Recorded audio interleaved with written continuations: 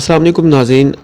UK में xylem जो लोग अप्लाई करते हैं या यूके में एज अ रेफ्यूजी रहना चाहते हैं, तो इसके लिए ज़रूरी ये है कि आपने अपना मुल्क छोड़ दिया और आप यूके में मौजूद हों और आप अपनी बाकी ज़िंदगी भी यूके में गुजारना चाहते हैं, क्योंकि आपकी ज़िंदगी को बहुत ज़्यादा ख़तरात लाहक होते हैं अगर आप अपने वापस मुल्क जाते हैं। तो इसके लिए आप लोग जैसे ही यूके में एंटर होते हैं तो एज़ सुन एज़ पॉसिबल आपको साइलम अप्लाई करना होता है।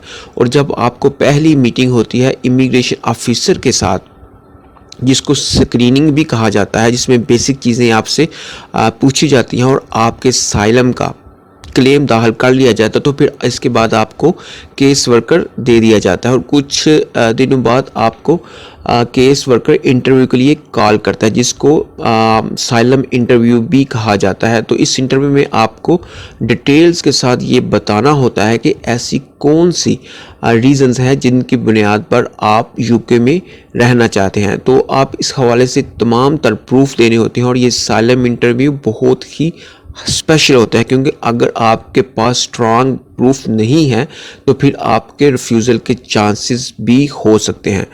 तो अब इस एलिजिबिलिटी कौन कौन सी है, जैसे कि आपकी ज़िंदगी को ख़तरा है, आपकी नेशनैलिटी की वजह से, आपके रिलीजन की वजह से या किसी सियासी नज़रिए की वजह से भी आप साइलम अप्लाई कर सकते हैं।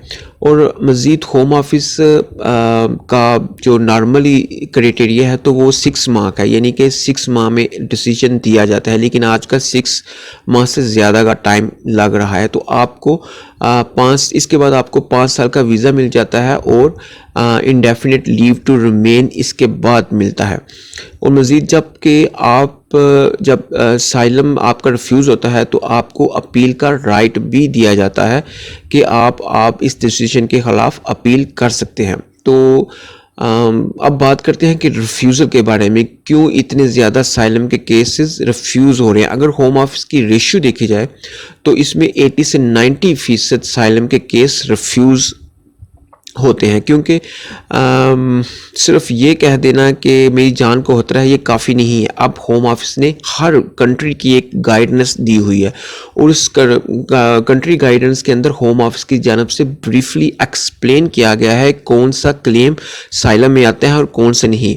तो साइलम के लिए ज़रूरी है कि आपने ये प्रूफ करना है कि जिस मुल्क में आप थे तो वहाँ आपको स्टेट प्रोटेक्शन हासिल नहीं थी, यानी कि आपने अपनी स्टेट में कंप्लेन की और वहाँ पे आपने अपने प्रोटेक्शन के लिए एप्लीकेशन वगैरह दी, लेकिन आपकी हेयरिंग नहीं हुई। तो फिर ये प्रूफ हो सकता है, ना कि सिर्फ ये कहना कि आपकी जान को खतरा है। तो इसके लिए आपके पास स्ट्रॉन्ग सबूत मस्ट भी होने चाहिए, तब ही आपको 5 साल का वीज़ा वहाँ पे रहने के लिए दिया जाएगा।